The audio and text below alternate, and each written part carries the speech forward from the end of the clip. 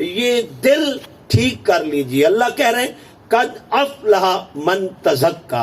ایک اللہ والے اچانک ایک اسٹیشن پر اترے تو ایک کلی پاس آیا کہ بابا جی یہ سامان میں اٹھا لوں. کہا جی بیٹے اٹھا لے. اجرت طے ہو گئی تو بابا جی چل پڑے. راستے میں مسجد آئی تو بابا جی نے کہا بیٹا اگر آپ اجازت دیں تو نماز پڑھ لوں. کہا جی بابا جی پڑھ لے. تو بابا جی مسجد میں داخل ہوئے, نماز پڑھنے لگ پڑے. اب اللہ والوں کے انداز الگ ہوتے ہیں. جب وہ اللہ سے کلام کرتے ہیں تو یہ یاد ہی نہیں رہتا کہ کوئی میرا دھیان بھی رکھ رہا ہے, کوئی میرا منتظر بھی ہے. صاحب وہ باہر کھڑا انتظار کر رہا تھا اور بزرگ اپنے اللہ سے کلام کر رہے تھے. اس پر میرے جدی امجد حضرت مولا علی شیر خدا کرم اللہ تعالی وجہ الکریم فرماتے ہیں کہ جب میں چاہوں میں اللہ سے بات کروں تو میں نماز پڑھتا ہوں, اور جب چاہوں اللہ مجھ سے کلام کرے تو میں قرآن پڑھتا ہوں. قرآن میں میرا رب مجھ سے کلام کرتا ہے اور نماز میں علی اپنے رب سے بات کرتا ہے. تو اب اللہ والے اپنے رب سے کلام کرنے میں مشغول ہو گئے, مصروف ہو گئے. اب یار سے یار کی باتیں ہو رہی ہوں تو تیسرا کوئی یاد ہی نہیں رہتا. بابا جی فارغ ہوئے تو تسبیحات میں محو ہو گئے, اپنے رب کے ذکر میں گم ہو گئے, اور اتنا گم ہو گئے کہ یاد نہ رہا کہ کوئی منتظر بھی ہے اور کوئی میرے انتظار میں ہے. صاحبان محتشم وہ بڑا حیران ہوا کہ بابا جی کب مسجد سے باہر نکلے اور کب ہم اگلا سفر طے کریں اور میں اپنی اجرت لوں. اب گھبرا اٹھا اور جوتیوں کے پاس آ کے کہتا ہے بابا جی ایک سوال کروں. کہا جی بیٹے کرو. کہا کون سی چیز آپ کو مسجد سے باہر نہیں آنے دے رہی؟ کہا بیٹا جو تجھے اندر نہیں آنے دے, یہ دل تجھے مسجد کے اندر نہیں آنے دے رہا, یہی دل مجھے مسجد سے باہر نہیں آنے دے رہا. آؤ صاحب آج میں اور آپ اپنے دل کو دیکھیں, آج اپنے دل کی دنیا کی طرف دھیان رکھیں. میرے آقا فرماتے ہیں اللہ تمہارے اعمال نہیں دیکھتا, اللہ تمہاری شکلیں نہیں دیکھتا, اللہ تمہارا دل دیکھتا ہے. آؤ صاحب حضرت باؤ سرکار نے کیا خوب کہا تھا کہ دل کالے نالو منہ کالا چنگا ہو جے رمز پچھاتی ہو. اگر یہ تجھے پہچان ہو جائے کہ منہ کالے سے کوئی فرق نہیں پڑتا اگر دل کالا نہ ہو. اگر منہ کا بندہ گورا بھی ہو اور دل کالا ہو تو اللہ کے ہاں کوئی قبول نہیں ہے. اللہ کے ہاں وہی دل کی بادشاہی ہے جس کا دل نور سے منور ہے.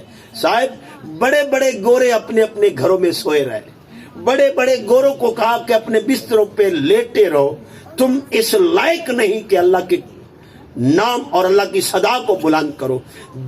قریش کے بڑے بڑے اور عرب کے بڑے بڑے سردار اور بڑے بڑے گورے چہرے والے اور بڑے بڑے خوبرو چہرہ رکھنے والے اپنے اپنے بستر پہ سوئے ہوئے تھے, اور کالے رنگ کا اور ہونٹ موٹے اور حیت بھی ظاہری طور پہ اتنی خوبرو نہیں تھی, لیکن صاحب مقام یہ تھا کعبہ ان کے قدموں میں تھا اور وہ کعبہ کی چھت پر تھے. تو صاحب ذہن نشین کر لیں, دل پاک کیجیے. ایک حدیث کے الفاظ ہیں, سید عالم صلی اللہ علیہ وآلہ وسلم ارشاد فرماتے ہیں بچے کی 5 عادتیں مجھے بڑی پسند ہیں, ان سے مجھے پیار ہے. حضور فرماتے ہیں مجھے بڑی پسند ہے, اور اللہ والے کہتے ہیں اگر یہ 5 عادتیں جس بندے میں بھی آ جائیں, جس بندے کو یہ 5 عادتیں نصیب ہو جائیں وہ اللہ کا ولی ہو جاتا ہے. میں اس میں سے ایک عادت بتا رہا ہوں صاحب, اس میں ایک عادت یہ بھی ہے کہ بچے اپنے من میں کینہ نہیں رکھتے, وہ بغض نہیں رکھتے. لڑ پڑے ایک دوسرے کا سر پھوڑ دیں, وہ سر پھوڑ دیں, تھوڑی دیر بعد وہ اس طرح کھیل رہے ہوتے ہیں جیسے ان کی کوئی لڑائی نہیں ہوئی. وہ آپس میں مکس ہو جاتے ہیں اور آپس میں محبت, پھر ان کی وہی پروان اسی انداز میں پروان چڑھ رہی ہوتی جیسے پہلے کوئی لڑائی ان کی تھی نہیں. صاحب ذہن نشین کر لیں, حضور فرماتے ہیں بچے کی یہ عادت مجھے بڑی پسند ہے کہ وہ من میں کینہ اور بغض نہیں رکھتا. تو حضرت عبداللہ فرماتے انہوں نے کہا کہ یہ جو من ہے یہ مومن کے بغض سے پاک ہے.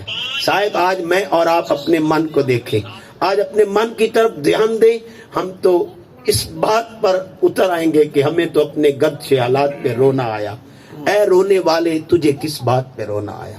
ہم تو اپنے دل کے حالات دیکھیں گے تو دل اتنے سیاہ ہو چکے ہیں کہ ہم تو سگے بھائی سے اگر لڑ پڑے تو ہم تو اس کے بغض کو اپنے دل میں بٹھا لیتے ہیں اور نہ بولنے کی قسمیں اٹھا لیتے ہیں کہ اس کے ساتھ میرا کوئی تعلق ہی نہیں، وابستگی ہی نہیں۔ شاید دل کو پاک رکھو، دل کے کینے کو اتار دو، اپنی مرضی کا جینا اسلام نہیں۔